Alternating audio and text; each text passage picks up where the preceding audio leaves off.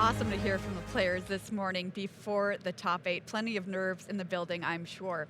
Well, let's kick things off with our very first quarterfinal here this morning. Everybody, it's a great one. Two of the best to ever play the game here in our top 8. Seth Manfield versus Kai Budde. Golgari Ramp up against Amir mid-range. Seth Manfield, your 2015 world champion. Kai Budde, your 1999 world champion, looking to do it twice. Check out Seth Manfield's road to the top 8 here today. Lost in round 2 and then decided, you know what? I don't like losing. Didn't win the rest of the tournament. Was our first player to actually lock up a spot in the top 8. Undefeated in standard for Seth. So a very easy road here to the top 8 for Seth. Kai Budde had a bit of a tougher road here. Started out 4-3 on day 1, then turned it around by 3-0ing draft on day number 2. Lost to Marcio in round 13 of the tournament. It was a great match. Go check it out if you missed it. But got there versus current reigning world champion Jean-Emmanuel Duprat in the final round. So a real nail biter for Kai here to make it to our top 8 today. There's a look at the players. What about this matchup, Bonnie? Ooh, it's going to be a tight one, Maria. We're going to start by taking a look at Seth's deck. Of course, both of these players are on Team Channel Fireball Ultimate Guard teammates, but on different archetypes for the tournament. Seth, who was the originator of this deck, kept the shell from the Domain Ramp deck of Overlord of the Hauntwoods alongside Up the Beanstalk, but wanted to have access to better interaction, so went with a Golgari strategy instead. And one of the key cards that you get from being Golgari, of course, is Glissa Sunslayer. This card is an absolute powerhouse. As soon as it hits the board, it demands an answer, and if not, it can very easily take over a game. On the other side, we do see Kai, who went with Demir mid-range. This was definitely the more successful deck for the team, but ultimately they only put one of each into the top 8. This deck is a successor to the Esper mid-range decks of last year's standard. We see cheap creatures coming onto the board early, and then that allows you to put on some pressure while leaving up one of your bevy of interaction, whether it's counter spells, removal spells, or just being able to pass the turn with 4 mana. And if your opponent doesn't play into you, you just drop an Enduring Curiosity and take over the game completely. This deck is really powerful, but one thing we heard from Reed yesterday is they're looking to play against the polarizing ends of the matchups, either hard control or hard aggro. Once you start facing these more mid-range decks that are able to go over the top of you while still having card interaction, things get tough.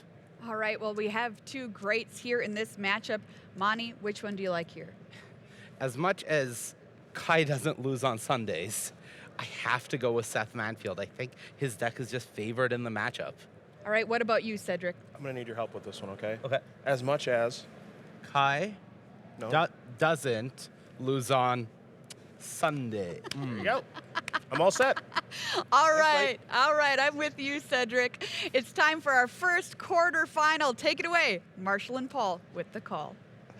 Thank you, Maria. Yeah, Kai doesn't generally lose on Sundays. That is absolutely true. Welcome to the booth here at the World Championship. I'm Marshall Sutcliffe, and this is Paul Chion, and it is our great pleasure to bring you coverage of the top 8 here at the World Championship. We've got our first quarterfinal match all ready to go for you. As we mentioned there at the news desk, Seth Manfield versus Kai Budde.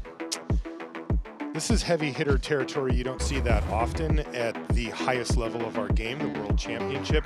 We'll see Seth walking out. Seth, 2015 World Champion. And that guy right there, Kai Budde, 1999 World Champion. Yeah, that's a long time ago. We've got, yeah. I know, Paul. Yeah. 25 years ago. Have you had somebody ask you if you were... Magic then? You probably were. Have you had somebody ask you if you were born in the 1900s yet? Wait for that one. That hits real hard. Anyway, Kai Budde sitting down across from Seth Manfield. Everything on the line. We're going to play a best 3 out of 5 match to decide who's going to advance to the semifinals. And we are underway. Blooming Marsh is going to kick things off here for Seth.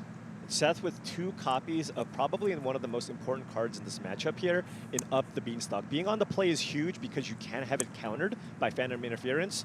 And being able to play this Beanstalk means you get to just take advantage of the card advantage that you get over this card over the long haul. And if you can play this turn 2, specifically against Demir mid-range, which doesn't really have a way to get it off the battlefield, the game goes long, Seth is just going to run away with the game with that card.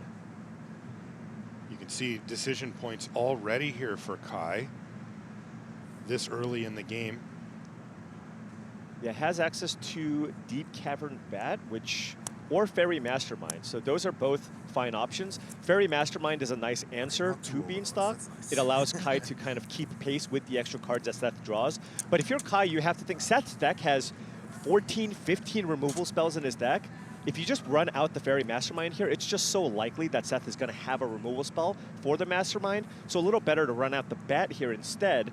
Maybe nab one of those removal effects before running out the Fairy Mastermind.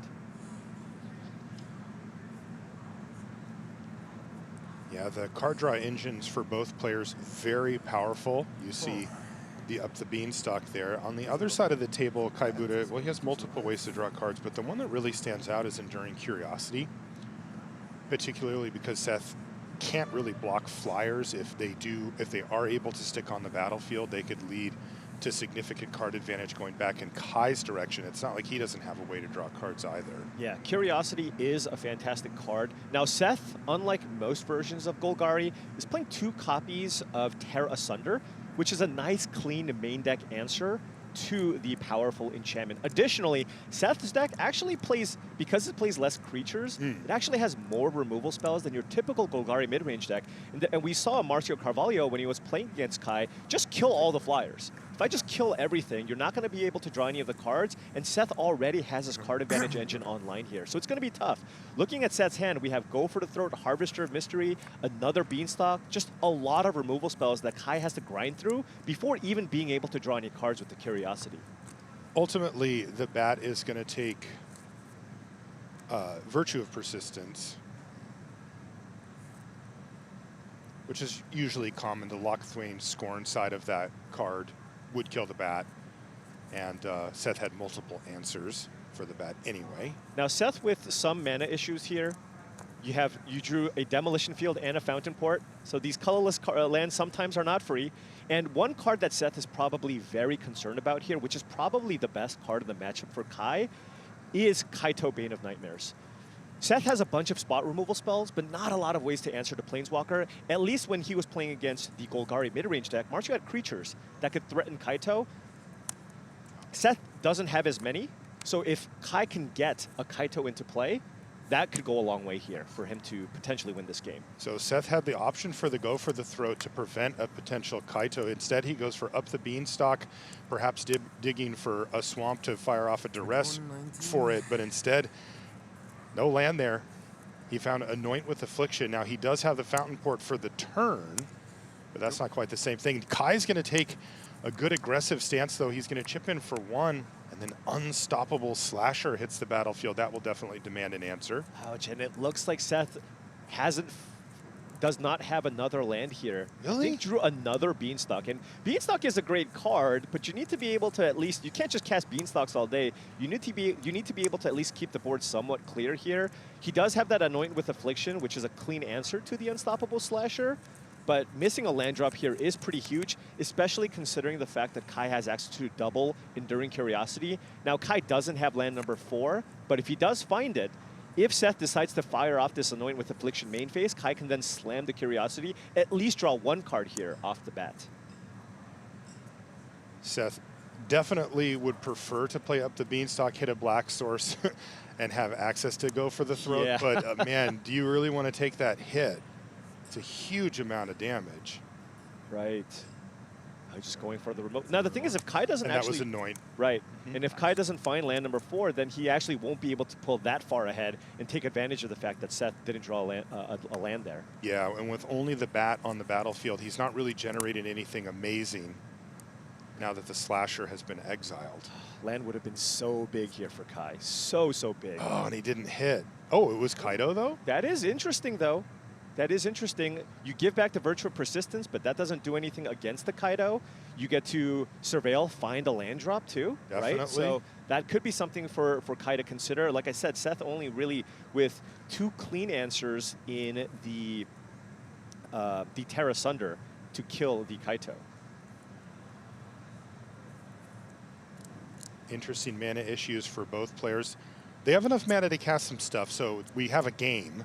Right. But both of them really wanted to hit a land drop this turn. Kai, still live to do so if he goes for the Kaito play. No blocks, and there's Kaido Ninjutsu. Yep. And of course, that's just going to happen. Which one dice do you want to use? Really? That's So 3 damage, and then we're assuming the 0 ability take 3. Oh, yeah.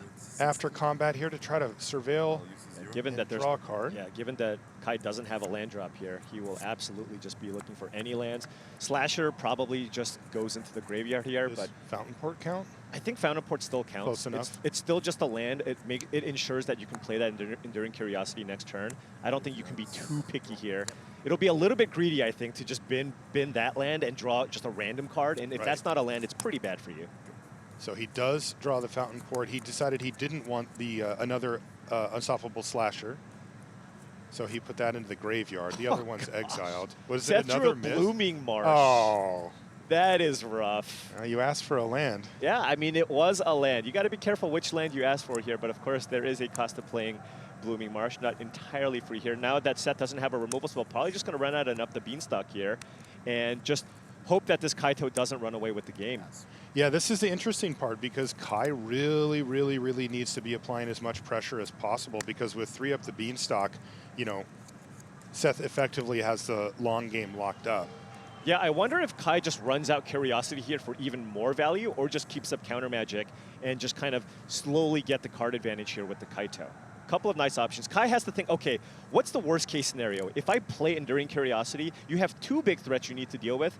What can you slam on turn 5 Right. that's going to completely destroy me? If you play Shieldred, that's totally fine. I have a Go for the Throat. If you play an Overlord, that's also fine. I do have that Go for the Throat. So there's not too much, I think, that Seth can do that would absolutely punish Kai. But of course, just you do have some instant speed plays here, so that's also a thing. Yeah, I don't know how much is Kai thinking about the virtue of persistence that he does know about in Seth's hand. Just does he not want to run the Curiosity into that, or is that okay? Well, the thing is, if Seth's turn is just Virtue of Curiosity, you still have the enchantment in play, and Kai just cares about getting ahead on cards. This is a mid-range matchup, so it's just so much about like every single card mattering there. And if you played out the Curiosity there, of course you would have been able to draw the extra card. But I totally understand also just being able to find a land and going Bat plus Counterspell backup. That just feels so safe. Right, and I mean, neither player's short on cards at the moment, that's for sure. Take a look at the hand here from Seth, if that's what Kai's doing, as he's replayed the Bat. Does he have another play he can make? Oh, he has the Fairy Mastermind. So if Seth stumbles yet again, he can go Mastermind and then play an Enduring Curiosity on his turn and slam, and Right. it all falls apart. Could consider taking Harvester of Misery. If Seth hardcast that, he draws 3 cards off the Beanstalks, and it would kill the Bat. Now, Kai, of course, has the counterspell here, but Seth's hand is just all removal spells here, right? So you just kind of have to choose which one you want to kill. Probably going to leave the multiple copies of Virtue of Persistence because that's a sorcery speed effect. So it's either probably going to be the instant speed removal effects or the duress. Yeah, the duress being the different thing here. Right. Kai looking at taking the 5-mana thing here, possibly. Yeah, Kai's probably thinking, well, if you do draw an untapped land, that's just what you're going to want to do anyway. Right. So I'll make you do a little bit of work to kill the Bat first if that were the case. Exactly. Is there a land on top here for Seth Manfield? Another colorless land. Fine though, right? Yeah, it's still fine. You can't play Shieldred plus something, but Seth can certainly line up a double spell turn here if he wants with maybe a duress just to see what Kai's working with, plus a removal spell. But even then, not really able to actually take advantage of the Beanstalk. This deck, it's a Beanstalk deck, but it's certainly not taking advantage of Beanstalk the way that your typical Domain Ramp deck would with cards like Leyline Binding. It just has a lot more expensive spells. Kai, anticipating the duress, knew already what he was going to do. He's not going to use 3 steps ahead here, so he just says, okay. And I imagine Seth is likely going to take the 3 steps ahead here, just to try to resolve maybe the Go for the Throw or any of his other spells here. But this is going to be tough. what is Seth going to do? Seth has the ability to kill one of these flyers, right? That Kai plays. But then on the following turn, Kai can potentially just play out Enduring Curiosity. 2 creatures gets in, draw 2 cards, another trigger with the Kaito. He's drawing 3 cards next turn. Absolutely. Seth, of course, can't take away the Fairy Mastermind here. It's a good spot for Kai Budde. Yeah, all of these lands really hurting Seth here.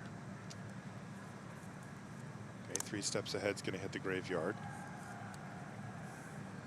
And Seth is going to pass with Go for the Throat available. Yeah, probably wants to just use that on Fairy Mastermind, as Fairy Mastermind is pretty solid against the Up the Beanstalk here as well. And given that he's got double Virtual Persistence rather, knows that he can use that on the bat whenever he wants.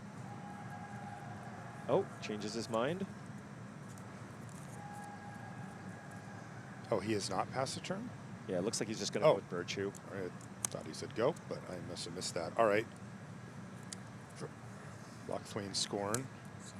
Helps pad the life total just a little bit, but Yeah, this is probably one of those things too where if you do pass the turn, Kai has the option of just not playing into your Go for the Throat, and maybe you just don't want to give him that kind of option. sure. Although I imagine he's going to play it anyways just because he has the I Curiosities. think he is. Right. That's an idea. And there it is. Fairy Mastermind and Kaito on the battlefield with only 2 colorless lands there for Seth Manfield. Nothing to do. And now that the counterspell is gone and Seth knows Kai's hand, he can't even bluff a counterspell. He's just going to run out the Curiosity here and attack. Yeah. Attack for 5, that's 10. It's also a lot of damage. That's 5. A lot of damage, a lot of cards here. Kai's drawn far more cards here than Seth. Hasn't even played an expensive spell off the Beanstalk. No. He hasn't. They've just replaced themselves. Right. 2 lands there, and it looks like Kai says, nah, I'm just going to take my chances on the top of the library here. It looks like all tap lands. Oh, but found a Spyglass Siren here as well to run out. Now, he does know about the Harvester of Misery rather, as Seth did get that back. So if you do play this out, both of the flyers will die, and Seth will draw a bunch of cards. But the Curiosity still stays in play, along with the Kaito. And Kai has multiple Go for the Throats here. But I think this is Seth's best play, so he's just going to do it anyways. Harvester of Misery, sure. But Draw Kai, 3, kill 2 of your things. I mean, I this will is draw 1 though. Yeah, this is a theoretically devastating play. It just doesn't quite feel like it because Kai's ready. Yeah. And Kaito just so strong here, right? Seth's hand was Go for the Throat, double Virtual Persistence, Harvester of Misery. Doesn't matter. Yeah. Right? And that's why even early on in the game, Seth wasn't sure whether or not he should run out the second Beanstalk or just kill the Deep Cavern Bat because of the fear of the Kaito. Every time we've seen Kaito this weekend, that card has carried a lot of value on its shoulders. Oh, yeah, absolutely. Very Especially difficult to get rid of. Yeah, especially in these guess kind of that's what mid-range you were matchups. thinking. Not at its best against maybe the Gruul Prowess decks, but anything that's mid-range or control, anything that's a slower matchup, it is an absolute all-star. Okay, Harvester down. Down to 3. Yeah, that's 7 damage. So many cards. 2 more cards going into hand here for Kai. Yeah, and Curiosity, just such an Yeah, amazing he drew 3 cards last turn, plus an extra card on Seth's turn, and now 2 more, and now another one, and then another one from Kaito. That's in the last 2 turns. Right, yeah. Kaito plus the Curiosity. I mean, such great additions, right, from Duskmourn. Curiosity just allowing you to play that draw-go game with all the counter magic and instant speed removal spells, but also you can flash it in at end of turn. Huge, huge card. And most lists were playing 3. But Team Channel Fireball there going with the full 4 copies, just recognizing how powerful that creature is. You saw Kai actually discarded the hand size there. That's how many extra cards he's drawn. Another Lockthwain Scorn. This one's targeting the Enduring Curiosity. Yep. Now Kai has a second copy here, so he can just run it out. He can just cast it, yeah. Right, just cast another one here. Now he also has a Restless Reef in play, and Seth is at 3. So just Is Seth at 5 now? he will gain life off the Virtue, yes. Yeah. So I think he's going to be at 5 before Kai's turn. And running out the Fairy Mastermind here just to keep up the 3 steps ahead for an instant speed removal spell. This is exactly enough for lethal, and he can protect it. Looks good from here. Yeah. I mean, the Kaito alone, well, is Seth at 3 or 5? 5 cards. Okay. Should be at 5. Right. He's got that. He's got that. Now, Seth does have double removal spell here. Okay. So can kill the Fairy Mastermind, so it won't necessarily be a lethal attack. Even if Kaito animates the land, Seth has the removal for both, because if Kai activates the land and attacks with both, won't have the actual mana to cast 3 steps ahead. Will be 1 mana short. But Kai's still in a pretty commanding lead here, given all the cards that he's drawn. I'll make an emblem. Ooh, emblem. He's going to make an emblem here. It does not create an individual lethal Kaito, however. Right, but I think Kai's also thinking, I have a Fountain Port in play as well. Mm. I know for So sure, get him to one. I know for sure I'm going to get in for 4, get you down to 1, and then maybe I can play a slasher, unstoppable slasher plus make a 1/1. Sure. Kai's going to probably just let that resolve. Yep. Go to 1, still draw a card. That's for And Kai already has too many cards anyways. He's just Yeah. like, I don't need to Yeah, surveil here. I'm not My hand is greedy. great. He's going to add an unstoppable slasher as yet another lethal threat. Oh, I would probably leave a Fountain Port untapped. Yeah, there you So go. would Kai. Yeah, that- Especially with your opponent at 1 life. right, that can produce another lethal. And we see go for the throat there. That's going to kill, well, not kill, but slow down the unstoppable slasher. It is unstoppable after all. Right. Oh, one note is Kai does have a map token, it looks like. Could have targeted the Kaito and tried to go for lethal, Oh. right? Because got him down to 1. But I think Kai's still going to win this. He's got multiple go for the throats and 3 steps ahead here. Let's just let the shielder resolve. Seth's going to draw a million cards. Yep, but and doesn't he's just matter. going to flash him a removal spell. just kills you by 10 Take your seconds. pick, and that is game number 1 going to Kai Budde. What do you say? Remember, for game 2, no sideboards yet. You can hear the judge reminded, and I'll use that opportunity to remind you at home that this is going to be, game 2 is another pre-sideboarded game, so Right. no sideboards just yet. Well, But notice after it's this game, they will all be sideboarded, any games we play. Seth with I all gave lands it that to tap you, for actually. black and green mana this time around. Oh, yeah, It's got to yes. feel good. Yeah, gotta feel much better on the play here. Also has access to that Glissa, which is quite strong here if Kai doesn't have a removal effect. Dual lands for both of our players to kick off. They both also kept 7-card hands, so fair fight. Great draw here from Seth with the rest because he has another tap land that he wants to play this turn. Oh, yeah. Gives him a little, there's Great one spell here sequencing. only. So only one choice. But as you know, duress does come with additional benefits. Take a look at their hand. Information. Huge. So Kai's going to go turn 2 bat. Seth is going to play the tap land here, the Underground Mortuary. Kai currently doesn't have a removal spell for Glissa Sunslayer, so that's going to be pretty annoying. So I think what Kai's going to do is just take the Glissa and just force Seth to cast Go for the Throat, which means that takes a turn off from Seth actually having the Glissa in play. Got it.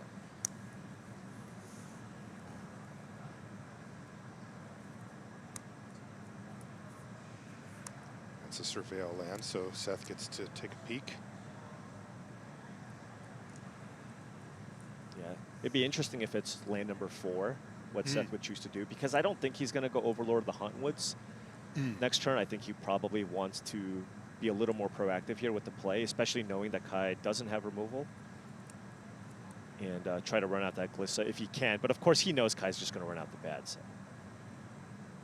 But land number 4 means you can go turn 4 Shieldred, right? You want to curve out. Might just see a 5-mana hard cast Overlord of the Hauntonwoods here. Sure. The ideal draw, I mean, the whole premise of this deck is you want to be able to go turn 2 Beanstalk into turn 3 Overlord of the Hauntonwoods. That's one option. Or you can kind of play a pseudo mid-range strategy here as well with the Glissa and the Shieldred.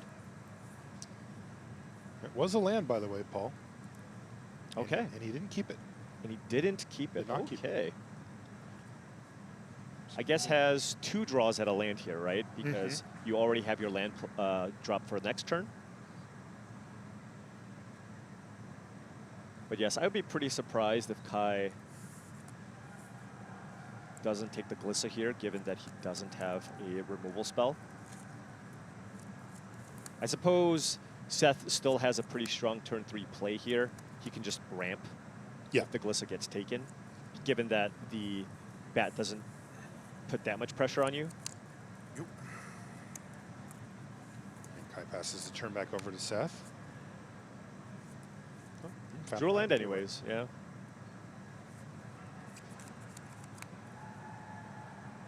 So this is really interesting from Seth's side. There's a couple of options, right? You could just kill the bat, but if you go Overlord of the Haunt Witch, you get a land. Next turn, you can go for the throat plus play Glissa. Oh, that's really tempting. So I think that's what he's interested in doing. Definitely. Also, the earlier you can get the impending going, the better. Right. It's nice that you don't have to search your library for land or something. Get a land that taps for all colors. I think it's called Everywhere. Everywhere? Yeah. Okay.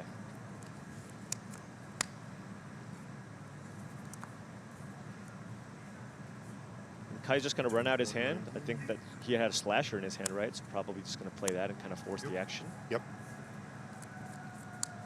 So now Seth has to decide. Well, the thing is, Seth knew Kai's hand, knew he didn't have a removal spell, right? Right. So if you could just go for the throat and the bat and run out the Glissa, the slasher can't attack. Right. Right. First strike and death touch, very, very strong combination here.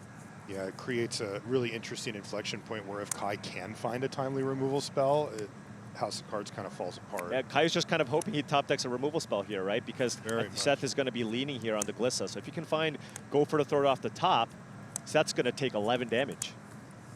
Wow, this is a big draw step here for Kai Budde. Can he find a removal spell? Doesn't look like it. Yeah, even the Spyglass Siren, if you put a +1/+1 counter, doesn't matter because Glissa has first strike. It's just if you don't have a way to actually kill Glissa, you just can't attack into her. It's not possible. Those two abilities combined together mean that combat's impossible. Yeah.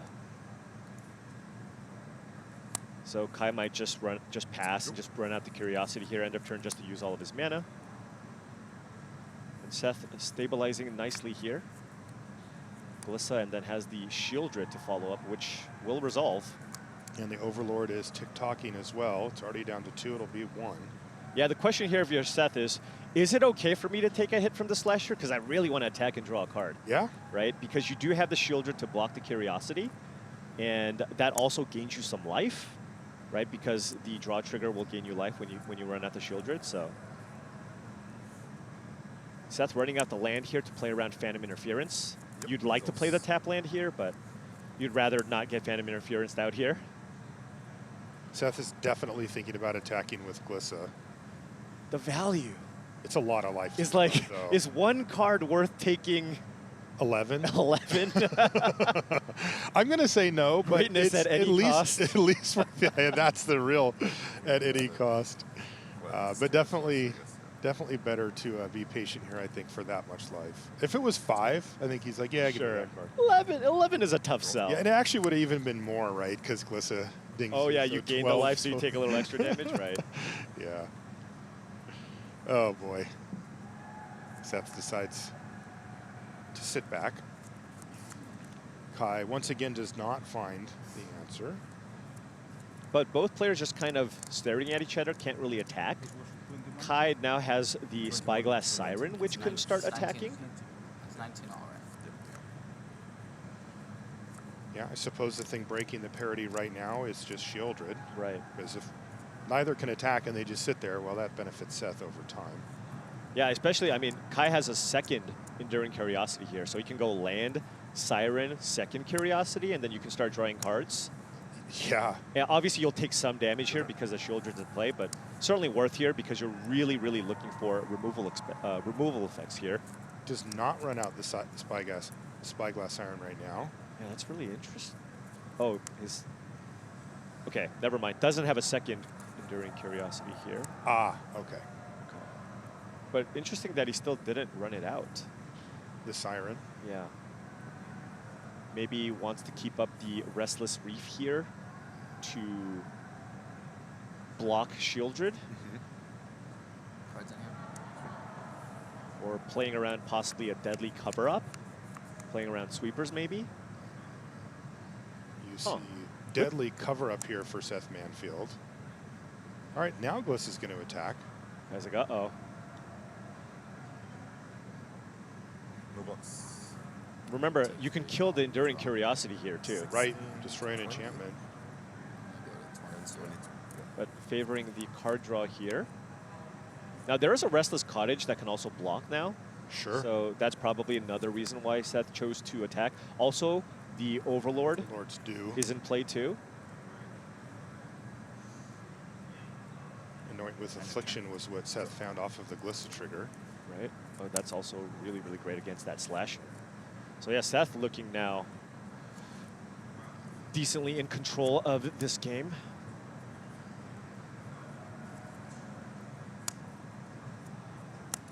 And now we're going to see the Spyglass Siren. Yeah. Still trying to figure out why that wasn't cast last turn. Yeah, it's fine. It's fine. No, it's fine. I just missed this. The only thing I can think of is keeping up the Yeah, Restless I don't Reef mind. activation No, it's fine. to be able to block the Shieldred.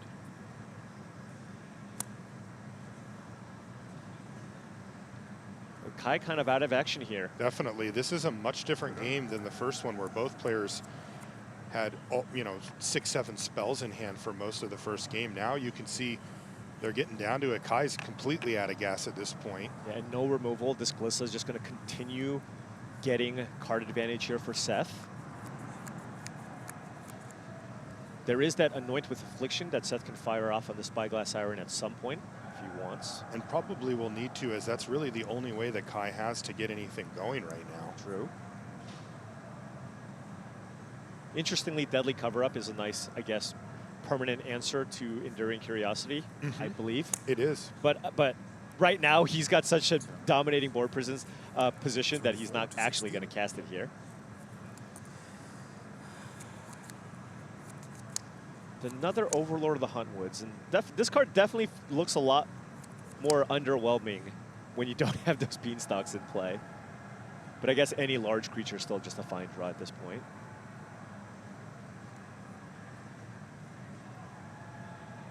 But yeah, I'm trying to figure out kind of the combinations of cards that Kai would maybe need to come back from this, just because Seth not only has the better board here, he has the better hand as well. So Kai just needs multiple things here in a row to kind of get back from this. It all starts with being able to draw cards here off that Spyglass Siren, maybe finding some other flyers here as well. But with Seth having the removal spell that I think he's probably going to fire off here, then that just means Kai's going to need to find more flyers and more ways to try to connect. Seth taking pretty deliberate route so far. He could get aggressive if he chooses to. Right, because you could use the Anoint. Slasher. You can Anoint on the Slasher and then attack maybe with the Overlord. Although that would trade with the Restless Reef, right? So not the.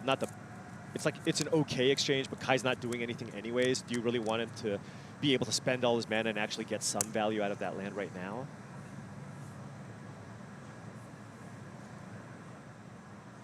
Seth just thinking about maybe the counter spells that Kai could have, but just running this out here.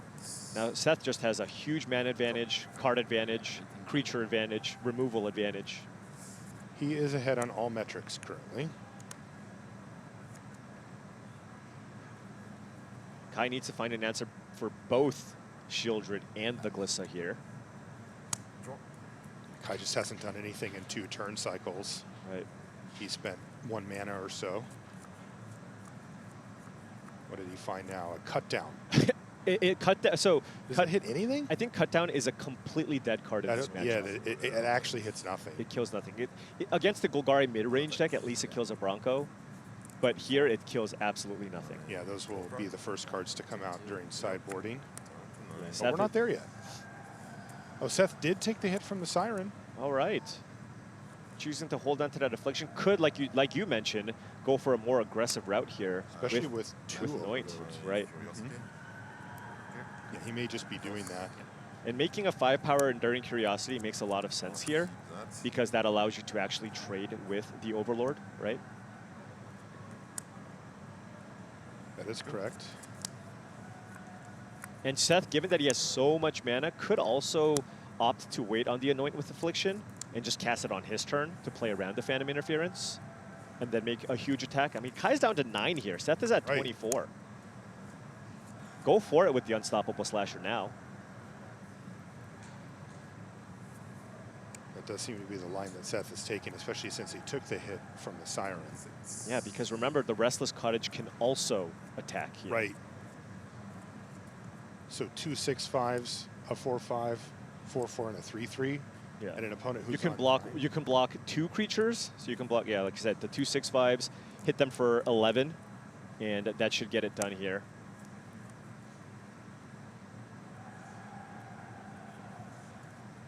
Kai with 3 bricks in hand. And there it is, Anoint with Affliction on the Slasher. Kai thinking about. Kai might using kill that it. down. Yeah, he might The just pro- kill his own. The problem is then he can't activate the Reef. Right. But he's dead if Seth just decides to attack with the Cottage here and attack with everything. So. And he's going to fire up the Cottage, and it looks like we're going to have 1 game apiece for our opening quarterfinal as we head into our best 3 out of 5 sideboarded games after this, because Seth Manfield is turning everything sideways, and he picks up game number 2 from Kai Budde. So they have now split games 1 and 2, and the players will now be going to their sideboards, Paul, which is where looks like Kai gets to take out some pretty blank cards there. Yeah, I think it's going to help out a lot. So Kai winning that first game was absolutely huge. And now going into sideboard here, you're going to see him replace those cutdowns with more counter magic, especially because Seth's deck is a lot slower, right? You don't have to worry about getting beaten down by Dread Knights and Caustic Broncos, anything like that. So cards like Disdainful Stroke, Negate, those become much stronger in this matchup. So that should help him. But of course, mid-range decks have amazing sideboard plans as well. So it should be a really close matchup here where all of a sudden all your bad cards become great ones. That's right. We're going to let our players consult their sideboards. We're going to take a short break. We'll be back with game 3 right after this.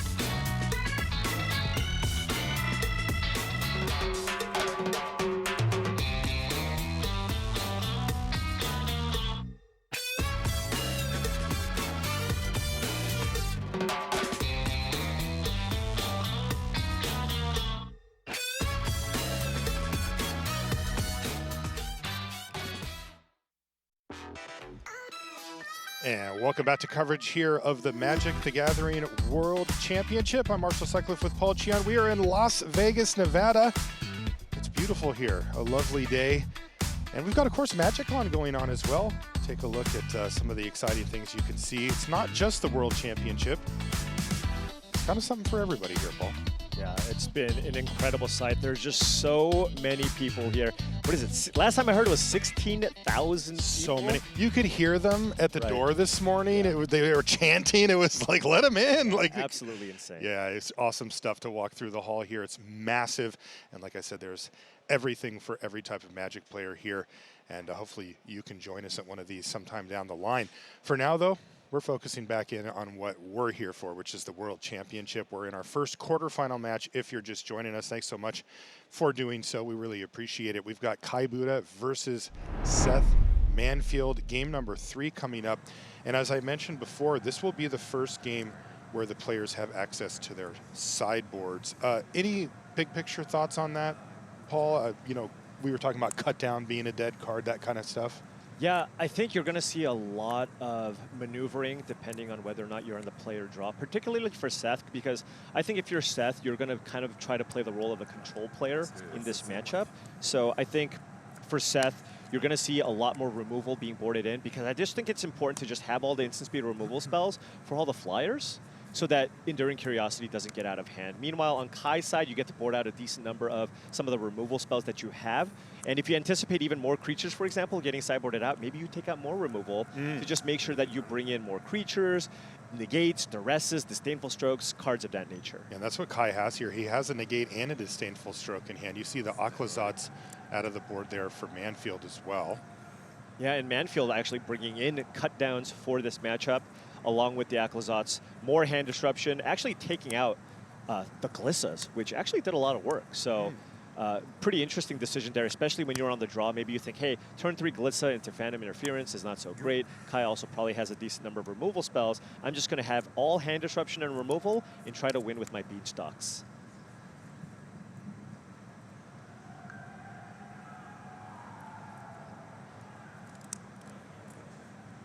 So nothing able to stick on board. Cut down, hit the Fairy Mastermind. Here's another one, though.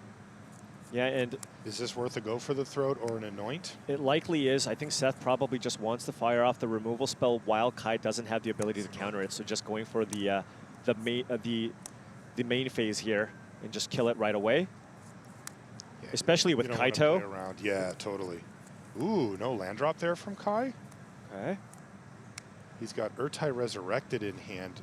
Enduring Curiosity. He does have Tashawn's Tidebinder, as well as the 2 counters that we mentioned, but he's not going to do anything here. And Seth playing it very patiently here, not choosing to ramp with the Overlord of the Hauntwoods, knowing that it's very likely that Kai can run out an instant speed creature. This might die too.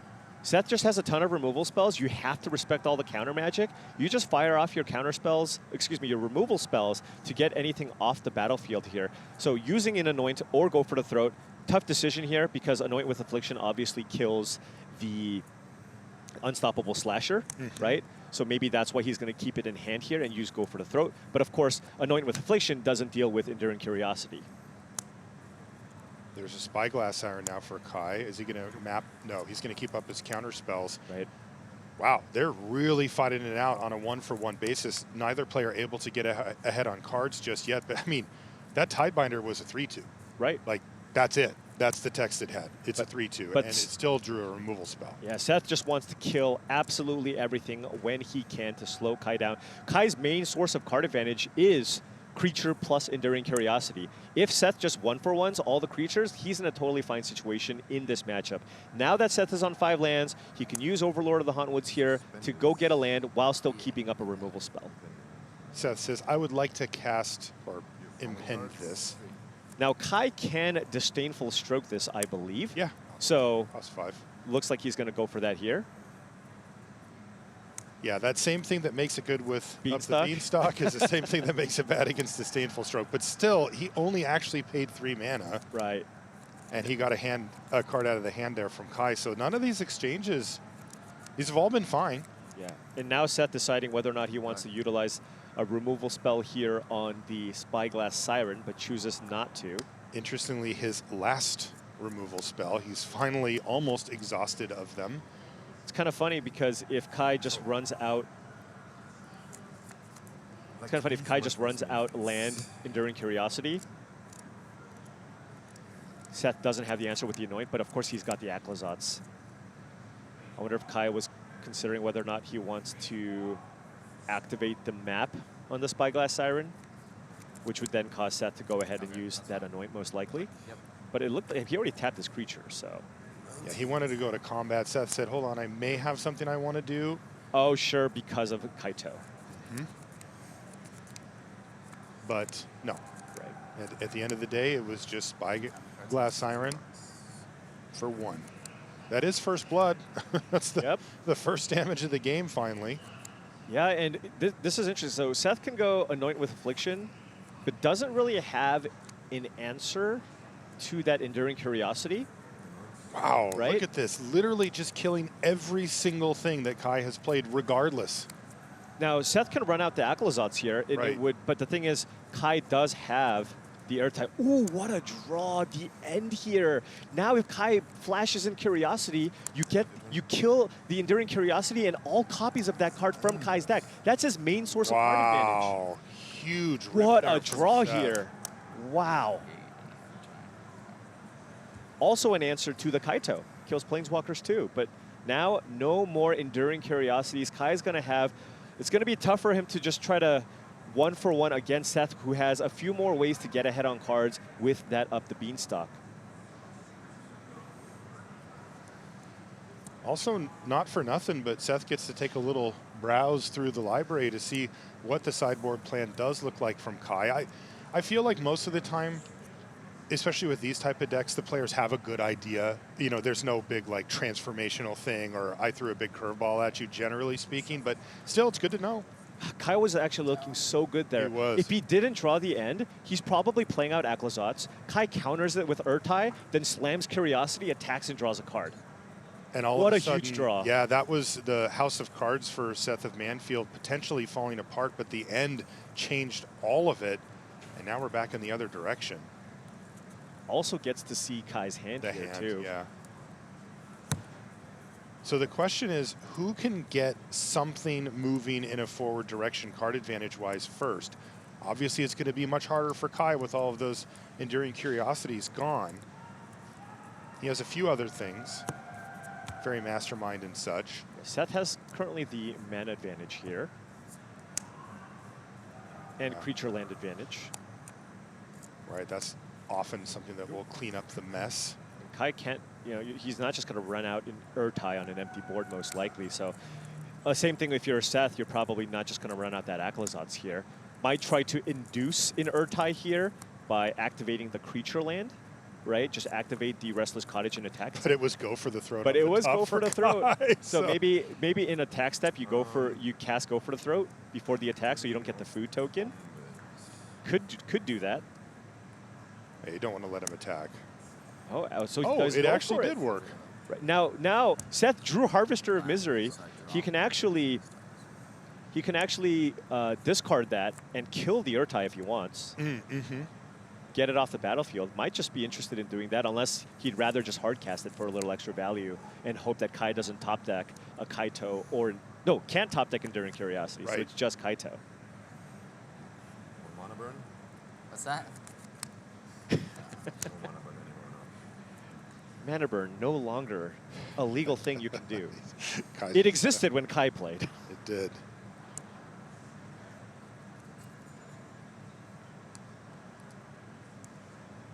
Remember, Seth knows about negate. Does he want to just get a little more value with Harvester, knowing that Enduring Curiosity is not a card that Kai can find here? Or just, does he still want to just get that creature off the battlefield? Now remember, this I don't believe this can get countered because it's a discard effect. So he can just kill the Urtai on his turn before blockers, or in response to the map trigger. Sure. Even better. Yep. So Kai's not happy about that right, one. and that patience, great. You got the map off the battlefield here. Every card matters. Absolutely. And now you're probably going to see Seth slam the Accolazotz. He got Kai to use the Urtai.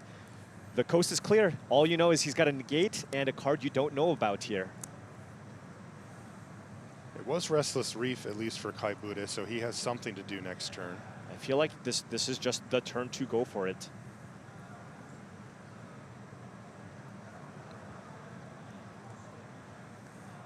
But of course, Seth, we have the advantage of knowing what Kai has. Seth doesn't know. It's like, does he have Phantom Interference? Do you want to wait for a Duress? But it's just one unknown card. He knows the negate, right? He knows about the negate, which doesn't counter the Accolazotz. Yeah, he's going to go for it right He now. went for it. There's the Accolazotz. Kai says, oh, let me think about it for a minute. Well, let me read it real quick. How bad is this for me? It's pretty bad. It's kind of the mid-range mirror breaker. It's actually much better against Dimir than it is Golgari, because Golgari has access to 2 to 3 copies of Terra Sunder after sideboard, so you have an exile effect. But against Dimir, most lists play 0 ways to exile a resolved Aclazotz. Now, Kai does have 1 copy of Blot Out, so if Kai does draw the Blot Out, he will be able to answer this, but I believe he only has 1. Using just a go for the throat here isn't particularly good, right? Because Seth can just untap and get it back next turn. Right, Temple of the Dead is a thing. That's what Aclazotz transforms into. And Kai can just either go for the throat here or wait for 1 draw step and just hope he finds the Blot Out. Another thing he could find is a Kaito off the top, right? A Kaito off the top means you can stun the Aclazotz and prevent the attack trigger, because the attack trigger is what's really devastating about the card, particularly in this matchup. So Kaito or Blot Out is what he wants. Fairy Mastermind? Not so late? much. Too late? Not so much. Especially without the Enduring Curiosities. Not quite as strong here. Might just be forced to go cast Go for the Throat here. And at least delay Aclazotz for a couple of turns. Because I believe the land comes into play tapped. Or does it? I don't think so. Oh, okay. So then Seth has... No, it is. Tapped and transformed. Yeah. You're right. So then that does delay it for until the next turn, right? Turn cycle, yeah. Gives you some time, and then you can play out the Fairy Mastermind. Now, of course, Seth has the answer in the Anoint with Affliction. Oh no, the creature comes into play tapped again when you animate it, right? Something like that. Yeah. No. I don't know. You want to read it? Yes. Yeah, the words on Aclazotz you can see on the left there are, when Aclazotz dies, return it to the battlefield tapped and transformed under its there's no owner's tap at control. all, right? So transformed is Temple of the For Dead some that you reason I see remember there. something It taps for tapped black this mana. Maybe it's and just then a you can creature. pay It 2 and a returns black, tapped, yeah, 'cause I tap have it to and tap it transform before it back into activate it. Aclazotz, Oh, but it taps at it. So sorcery it speed. returns But tapped. the key is that one player has to have Yeah, 1 or that's- fewer I cards in also hand remember to that. be able to even have And I both. think that was a pretty nice decision by the R&D team. Nice little balanced thing there, but... Wait, is it not tapped? It should be. Oh, if Kai did it, so when did Kai do that? Combat step. Whose? Seth's. Yeah, so When, then it, when Aclazotz dies, return it to the battlefield tapped and transformed. yes, it should be. It should be tapped. Tapped is one thing and transformed is the other, and they both need to happen. So, somehow, Okay, yeah. 2 Hall of Famers didn't come up with that conclusion. It's Yeah, I a was sideboard just card, reading you it, I was know. like, okay, I'm sorry. They both read the card. They both read it too. right. Magic's hard. A true battle of the Titans. Instead. Great draw here, though, for Seth. Fountain Port. Amazing in these kind of mid-range matchups here. Seth has the ability to anoint the Fairy Mastermind and continue to start pumping out tokens here with Yeah, a Seth huge is mana having advantage all. and the Temple of Aclazotz, or Temple of the Dead, rather, able to untap next turn and bring back the Aclazotz. Was that another Spyglass Siren for Kai? Yeah. I guess he'll be happy to have drawn something. Right. It's about the minimal something, though. Gosh, I just want to, going back to that D end, oh my goodness. Yeah, that was So really good. the big inflection point for this game. Spyglass Siren resolves. He's going to immediately crack the map token, and he hit a land. I imagine we're just End going of to go turn. ahead and make a fish token I'll make a here. fish. Take one. And you were saying that this is the type of card that can take over from here. Yeah, absolutely. It Especially- looks like not that much, but No. over time. Right, especially because just the mana for these decks are so strong. All the mid-range decks just play 2 copies of this card for moments just like this.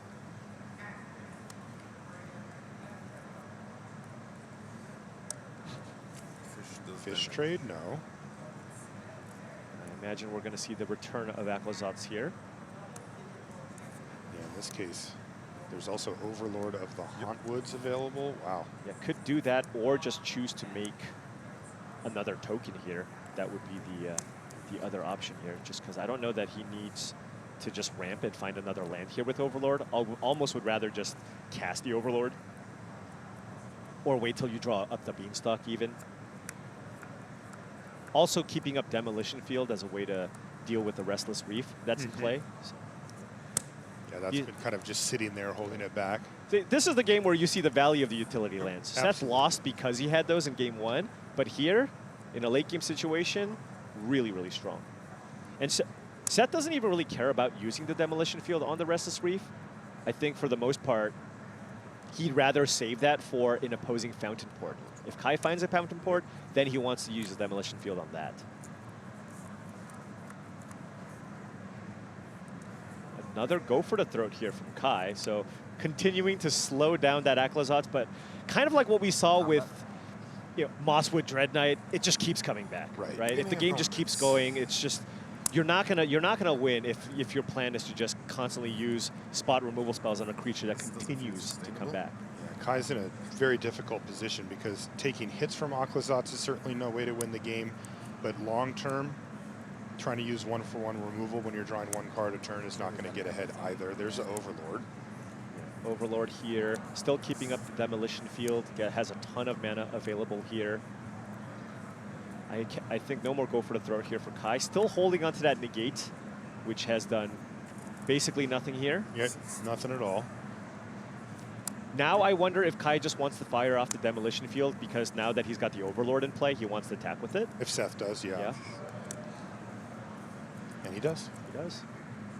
Now Seth can actually present a real clock. Kai's just been trying to stay alive for as long as he can here, but that's one of the issues with the Dimir deck, just in general, is it has a tough time just closing out the game with damage. You kind of rely on all the cards that you get with the Kaito or Enduring Curiosity or Unstoppable Slasher, but in this matchup, the Slasher is not even that great, given that Seth's build has triple Anoint with Affliction and boards into the End and the Terra Sunders. Lots of exile effects at his disposal. And it does look like Seth Manfield is very much in control of this game. With this attack, he finds himself once again ahead on all metrics. He's got more land, more life, more board state. More everything. Transform once again. Will it live it this time? Will it be able to get a trigger? But it's already eaten 2 go for the throats. Right. It's done its job. All it's done is cost Seth mana, and cards are disappearing from Kai Budde's hand. Now, what can Kai even find here? I'm thinking maybe a Kaito is a step in the right direction. Attack with the Siren. Ninjutsu it in. It's just so tough, the Curiosity is being gone. Yeah. It's the card you always think, if you could draw that, all of a sudden cards start flowing, and it's just not there. They've all been exiled thanks to the End. I mean, I imagine they have it in the sideboard exactly for this matchup. That rip was so big. It changed the way that this game was played entirely. Kai would have had a very, very big advantage if Seth just decided he needed to go run out that Aclazotz thing. Yeah.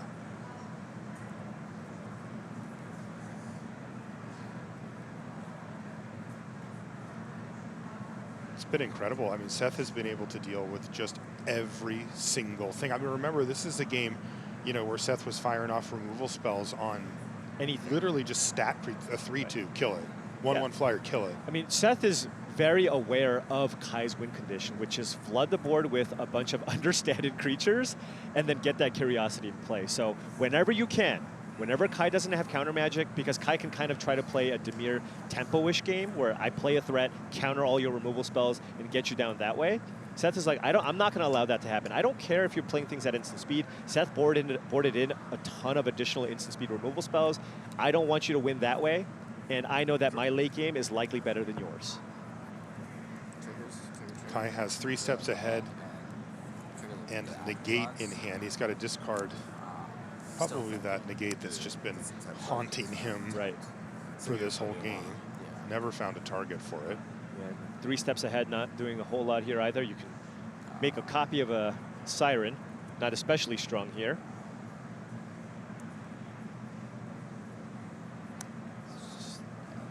I just don't see the Dimir deck even being able to come back from this. I guess you can hope that Seth runs out a spell, 3 steps ahead, draw 2, discard 1, draw 2 removal spells, but you still have to deal with the Fountain Port. Just too much. It's too much.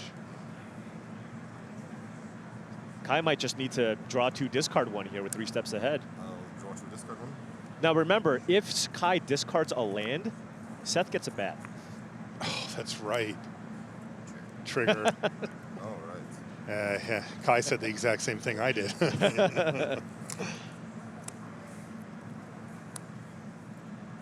Good, clean fun here for Seth Manfield. And that's going to be game number 3 going to Seth. That means that he is 1 game away from advancing. This is game number 4 coming in. We mentioned it at the intro and when we first started, but there are interesting player of the year changes happening here in our top 8. Javier Dominguez, who we'll be seeing shortly here, he needs to make the finals of this tournament. And then he'll be player of the year. If not, Seth is.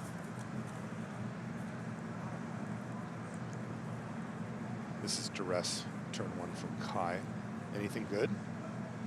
Depending on what he wants to protect, there's a cut down and a blot out. Might just take the blot out here, as that is the clean answer for the Shieldred. Might just plan on using the Shieldred here to try to win the game here in this particular matchup. You can also go cut down, take the cut down, and then play the bat. Use the bat to take the blot out, and then Seth has no removal spells left. Seth is going to go turn 1 duress, take the 3 steps ahead. So a couple of interesting options here. Looks like just wants to get rid of that blot out permanently. Go. And can just hope that Shieldred gets you there. And hey, an unanswered Shieldred, right? That can just take over the game very quickly. Absolutely. That is a tried and true way to win a game of Magic. Now Seth, somewhat interesting. Given that Seth drew the Virtue of Persistence, that's a redundant removal spell. Maybe you run out the tap land here, right? That's a possibility, but Looks like he's going to. you could still just go. Yeah, you could still go duress this turn. Next turn you can go cut down, play tap land. So 3 steps ahead's the only decision. Kai just puts it right in the graveyard for Seth.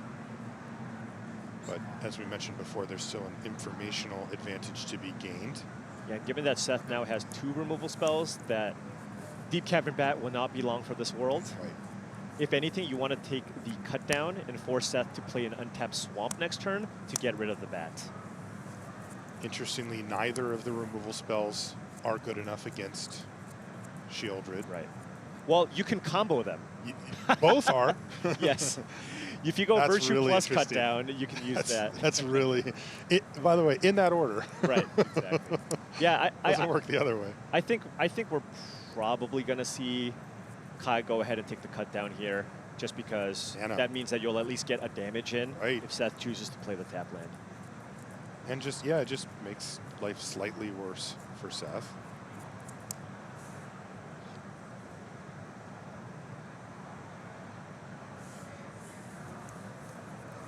Kai does, in fact, take the cut down. Passes the turn back over to Seth. Seth wants a second green source. That would be nice, just to be able to run out that Overlord of the Hauntwoods. Oh, He drew another an Anoint with Affliction. Yeah, another removal spell is actually nice here, because now you don't have.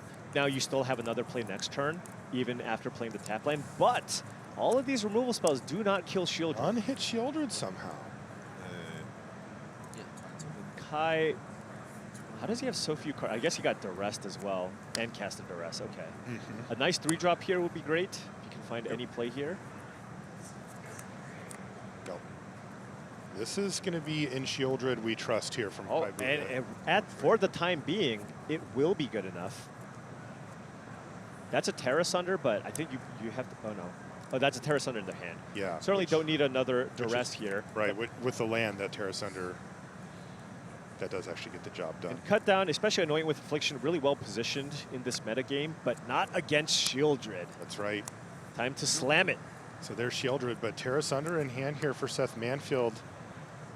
Does need a land. Untap land here would be very nice here for Seth, just to not take too much damage here, and that's really all that Kai has left here. Right, and it was a fountain found port. it. That works.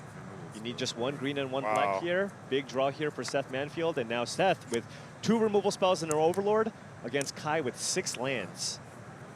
Kai's got to find some action and quickly. What can he find? Oh, this is rough. He found Let's a go for removal the spell. throat. And remember, that Virtue of Persistence is also just looming in the corner, Right. threatening to just take over the game if it goes late. That is kind of funny with all the exile removal. Yeah, that's floating yeah. around. There's a bet in there. Yeah, there's something left over, right? And you don't need much. Right. And the thing is, it's just a solid removal spell, so you're just playing it anyways. Right. And then if you ever cast it with some beanstalks, you draw some cards. All right. Last time Kai needed action, this is what he drew as well. Is he going to use the map token?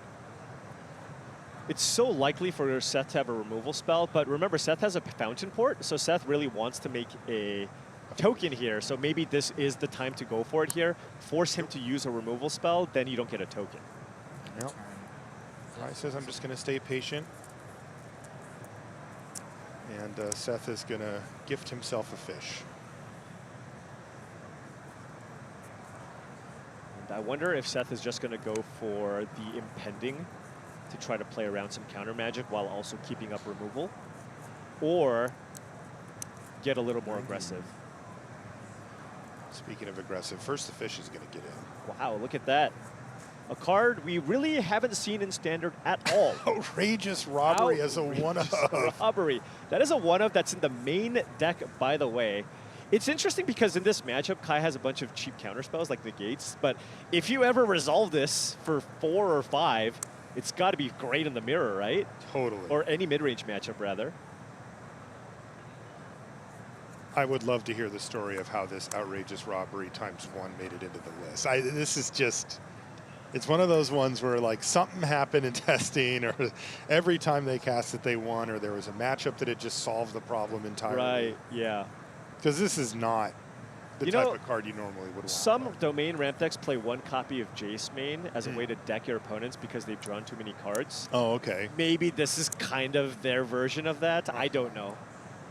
All right, here's the cut down for the Spyglass Siren. Yeah, Kai's got nothing, so. Yeah.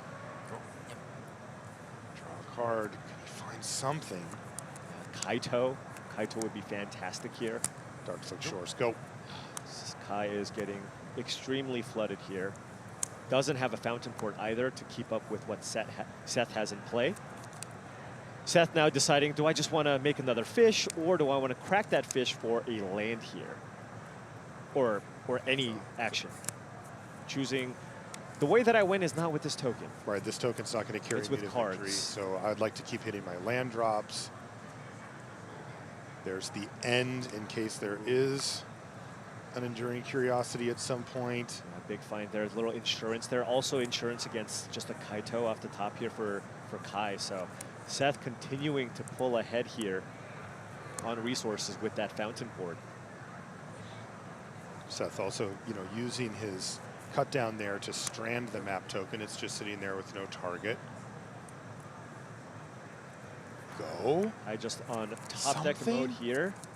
Enduring Curiosity. Yeah, but remember, Yeah. there's the end. Kai might actually use Go for the Throat on his Enduring Curiosity in response. Keep it around. Just so that not all the copies are exiled. Sure. And again, Seth recognizing that his route to victory is not with the token, just choosing to make a treasure token here instead. Expensive, but those can definitely get you around the corner. Especially Outrageous Robbery is actually already starting to look like a thing here. Right, and he drew us this second Fountain Port too. Wow. That is really, really rough here, especially with Kai with nothing in play. He could already robbery for 6. At what point do you Kai's try to end just step? completely steal this game, right? Kai's end step, I would say. Yeah. Does that work for you? You could go for that. But the thing is, Seth can also just do nothing, right? Right, You he's have just lean on you have the 2 Fountain Ports and Kai has nothing. You can make a token and sack your treasure. End of turn. Now here is the question. Do we fire off the end here? We saw that in the last game be effectively what won the game for Seth. It set him on a path that ended up in victory. He's 1 game away right now, and he is going to go for the end. And does Kai use his Go for the Throat here? Right. Oh, Yeah, he does. He's going to go for the throat, his own Enduring Curiosity. And remember, I mean, just having that in play, even without creatures, is still strong because every creature then becomes a threat. You can see it's labeled as an enchantment only now. Kai still needs to. Kai's no cards in hand. Nothing. He's just stone cold top decking right now. And he immediately passes the turn back after taking a quick glimpse of the card. It's another Enduring Curiosity. Okay. Now, the thing is, Seth has chump blockers here too, right? You can just, he has the mana to actually make a fish, block, sack, draw a card. So unless Kai can find maybe a cut down or something for the token. And you can see that Seth has a cut down at the ready as well as Anoint with Affliction. So the idea of Kai sticking a threat that's going to actually be able to connect is going to be difficult. Yeah, I wonder if Seth is going to decide that now is the time to run out the Overlord of the Hauntwoods. It's like, what's the worst thing that can happen? I guess 3 steps. I guess just a counter spell. Just counter it. Counter spell would be pretty bad, but getting it into play is pretty nice, especially against the top deck Enduring Curiosity too. Just having a 6/5 body is very, very strong. Yeah. Yep, and he goes for it. Oh. Seth just choosing the timing of when to cast a spell is just perfect. It's what he's so great at. Right. Sequencing. He's so good at it. I've watched him play so much Magic, and he just has such an amazing intuition for that. Now, if Kai finds a removal spell here, that would be There is amazing. a window. Couple of Go cards for the throat, in hand. Urtai, because then you kill that and then you draw 2 cards. Right. It's another Enduring Curiosity. Now, you can use the map token here, and if you do, that forces a trade. I imagine Seth will be pretty happy with this trade. Oh, and he hits a Go for the Throat. That's an interesting card, too. He needed it in his hand this turn. Right. He's got Phantom Interference. +1/+1.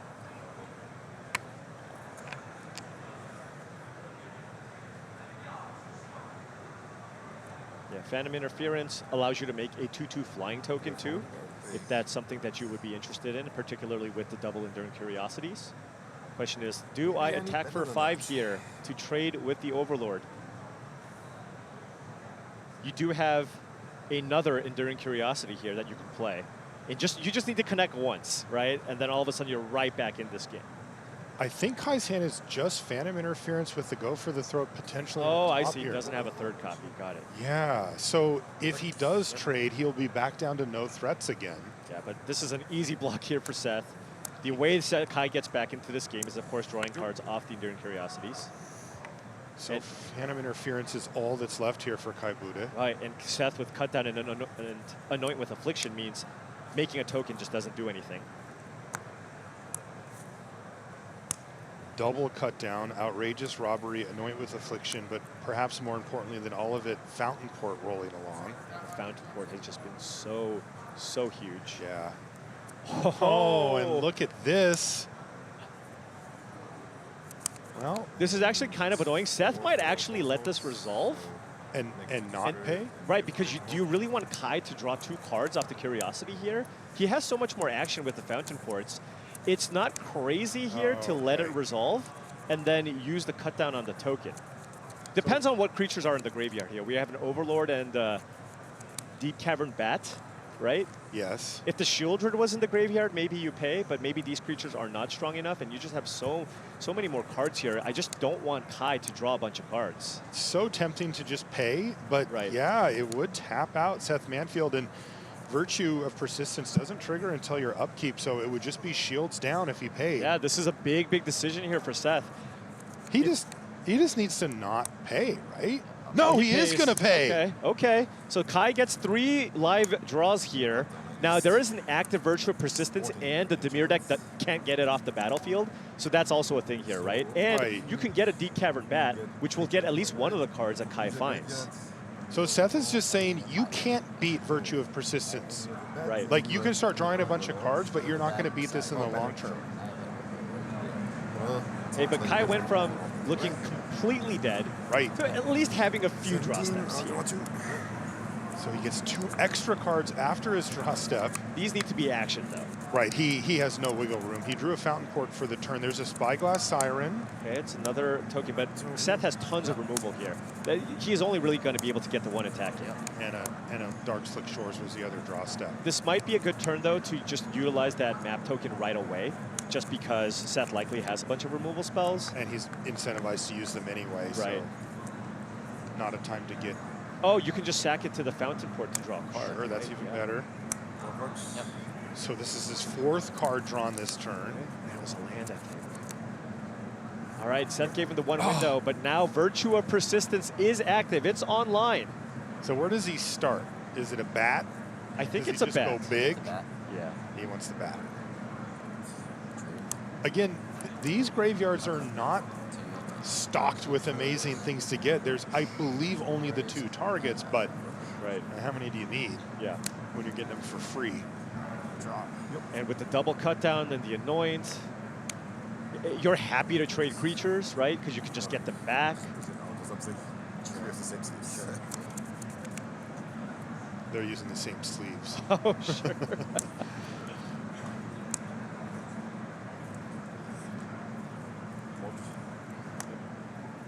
The Demolition Field. Once again doing work. They were ready for the mid-range. Yeah, they turn. sure They were. were ready. And like you said, you know, in game 1, we saw a little bit of discomfort from Seth there with the colorless lands that he was drawing, but every game since, they've shown us every single time why those are in there. Absolutely. They've been arguably the most important thing. I mean, you know, traditional mid-range fights like this often become where everybody can deal with everybody else's stuff and it's what's left over. Traditionally, we would say creature lands, which is also a factor here. Right. But on top of it, utility lands go a long way.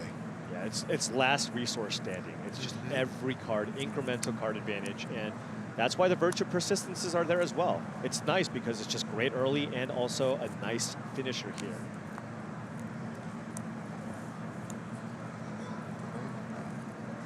So cut down. Killing the token and debating whether or not he has 3 removal spells. He can probably just sit here. He is more than happy trading this bat here with the Siren. Then you get the bat back, and you just get to kind of play with perfect information. I just don't see Kai coming back from this anymore. Seth Manfield looks like he is ready to advance to the semis and honestly accomplishing something that not that many players have done, which is defeat Kai Budde on a Sunday. Sits down from across from the GOAT, and Seth Manfield may be advancing. What a run here it's been for Kai, though, right? Just unbelievable to see just this. Everything. It's truly amazing to. I'll make a treasure. You know, when I started playing competitive Magic, he was the guy. Absolutely. He was the guy. Finkel was a little bit before my time, and it was Kai absolutely winning anything. And you can obviously go any direction with who you think is the greatest, but Kai, he's my GOAT. Kai has top 8'd a premier level event in 4 different decades. That's insane. I guess it would be clear, but nobody else has done that. And, you know, I have to say, just under the circumstances that Kai's facing, he's facing down some extremely tough medical circumstances right now. And to be able to play at the level that he's playing at over the course of this weekend, it's astonishing. And this was an event where he said he was able to fully because he's had a full-time job for a very long time. He said this was the event where he really could dedicate all his time and energy into trying to do well at this event. And he told me. Right. So this is what happens when we unleash the full dedication of Kai Budde. He's back in the top 8 yet again. Setting up a duress into Shieldred. Hey, you can duress the go for the throat and try to win with the Shieldred. But remember, Seth has that outrageous robbery that he has yet to cast. And the moment that he does, this game will likely just end. Absolutely. Seth is using every other resource, and that's kind of his backup plan. Yeah, Kai's had such a remarkable impact on our game. What is this? In fact, Seth Manfield is currently in the lead to get the Kai Budde Player of the Year trophy. Right? And you have to defeat Kai on the way. That's right. All right, there it is, the outrageous robbery, though it's just a little baby one. Yeah, just a small one. For 4, it looks like. Those are going to remain exiled for the rest of the game unless Seth decides to cast them. In this case, he also has the ability to pay any mana to cast them. Right. Any colors. This is in response to the duress. So that was why Seth finally decided to play the outrageous robberies, that he would lose it anyway, potentially. And now Kai is just going to hope that Shieldred sticks around. Seth could have hit a counterspell, could cast a counterspell, 3 steps ahead, for example. Some number of go for the throats, although I believe there's 2 in the graveyard. But we'll see what card Seth hit with that outrageous robbery. Kai has Shieldred, but he really needed it a little while ago. Yeah, definitely. That said, there's no answer in hand for Seth. Yeah, but though maybe there's something exiled. Right, exactly. And if not, then he's probably going to sack that treasure token to the Fountain Port in response, just so you don't get that shield trigger.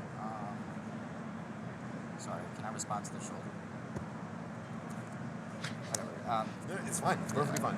That's fine. I mean, I just went this yeah, goal. no, I wasn't. I don't think I would have anyways. Okay. I'm not gonna do it. Seth was considering doing that play you mentioned, but perhaps So decided against it. I'm gonna end of turn something. He does have a end of turn something, he said. Looks like just a fairy mastermind here. Just Kai's fairy mastermind here. Upkeep, trigger on the siren. Trigger about the virtue trigger here. And can even pump up the bats. Just too many resources. Yeah, this is overwhelming at this point. Double Fountain Port, Demolition Fielded Kai's Fountain Port. I have 15. Yeah, the outrageous robbery, even the small one. Right. Generating significant advantage here for Seth already. Seth is at just too high. By the way, that's where this deep cavern bat came from. Right. And Kai can only reveal that he's got a land in hand. Kai's just marking these cards. He did hit a go for the throat. Jeez, that was Kai's go for the throat? And he didn't cast it because he had a deep cavern bat as well, so just wanted perfect information. Lead with the bat first before going for go for the throat. Doesn't really care about a couple of small triggers just because he's had such a high life total. Right, he can take 2 to make sure that it resolves. So 3 of the 4 cards that he exiled with outrageous robbery were spells so far. Not bad. Maybe the last one is too, we don't know. Right. And now he's going up the beanstalk twice in a turn. With 3 removal spells in hand here. Yeah, this one is definitely over. Seth Manfield winning the mid-range grind mirror. These are decks that he's very comfortable playing. This was his deck, by the way. This was a deck that he championed. There were 5 players from his team. And I think he's the only but he's the one that did well. He's the only one that did well. This deck actually had a 40% win rate amongst the team, which is quite bad given the caliber of players that are on the team. So, but of course, he's the one who knows the ins and outs of this deck. Really kind of got a bunch of other people on the team to play the deck. And you have that is going to do it. Seth Manfield defeats the GOAT to advance to the semifinals. A very tall order to kick things off for Seth, but he is able to persevere with a smile on his face and a handshake from Kai Budde. An amazing run from Kai. And honestly, just a pleasure to get to commentate on Kai Budde on a top 8 Sunday here at the World Championship as well. Yeah, kind of when I started doing the commentary thing, he was already kind of, he wasn't playing a whole lot before and didn't really get the chance to commentate too many of his matches, but to be able to see it here in the top 8, a little unfortunate to not be able to maybe take it down the entire way, but of course Seth, also a tremendous player. You know, it's a person that we don't necessarily talk about enough, I think, when it comes to one of the best players ever. He just keeps putting up results and has a chance here to be a 2-time world champion. 2-time world champion, possibly. He's already a 2-time Pro Tour champion. Like, there's not that many people. I mean, there's nobody that would be in both of those groups. Right, exactly. So there you go. Well, we get to hear a little bit from Seth Manfield because Cedric's with him right now. Seth Manfield continues his winning ways on the Sunday stage here at World Championship 30, coming off of a huge win against Kai Budde. Seth, you've played a ton of matches in your career. You've won a ton of matches in your career. How sweet is this one? I mean, I didn't want to play against Kai because he's a teammate, he's a friend. I was really cheering for him to make top 8. So I was hoping we could meet in the finals. That would have been kind of the best case scenario. But he's just an amazing player. This is something I'm going to remember for the rest of my life, this match. So yeah, it was. I got lucky. I was fortunate. I think he played amazing. and I'm just happy with the win and to move on. Seth is moving on. We all know the story here. Javier Dominguez, will he? Can't wait to find out.